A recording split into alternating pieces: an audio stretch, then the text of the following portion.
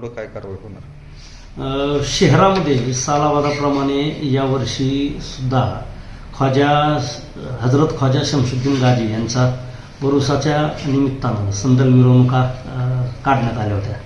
परंतु माननीय पोलीस अधीक्षक यांचे सक्त निर्देश DJ आणि त्याचा जो काही मोठ्या प्रमाणात होणारा गोंगाटाने आवाज आहे त्या अनुषंगाने स्पष्ट निर्देश असल्या कारणानं या सर्व सूचना संबंधित मंडळाच्या पदाधिकाऱ्यांना यापूर्वीच देण्यात आल्या होत्या.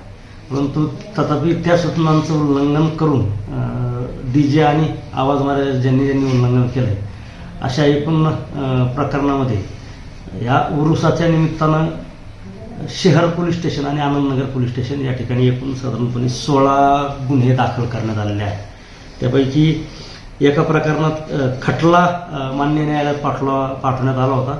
त्यात मोठ्या रकमेचा दंड झालेला आहे आणि बाकी 15 प्रकरणामध्ये संबंधित DJ मालक, DJ चालणारे आणि DJचं वाहन त्यामध्ये बरेचसे काही सोलापूर, सांगली, पुणे, सातारा या भागातील असल्याबाबतची माहिती आहे. त्यांचं सविस्तर माहिती अभिलेखावर घेण्यात आलेली आहे. संबंधित वाहन जप्ती करून त्यामध्ये RTOची दंडात्मक कारवाई याशिवाय पर्यावरण संरक्षण कायद्यानुसार न्यायालयाकडून होणारी दंडात्मक कारवाई करण्यात येणार आहे. आणि यापुढे देखील आपल्या माध्यमातून हेच आव्हान आहे की शहरामध्ये कुठल्याही प्रकारचा DJचा वापर केल्यास सक्तीने गुन्हे दाखल केले जातील.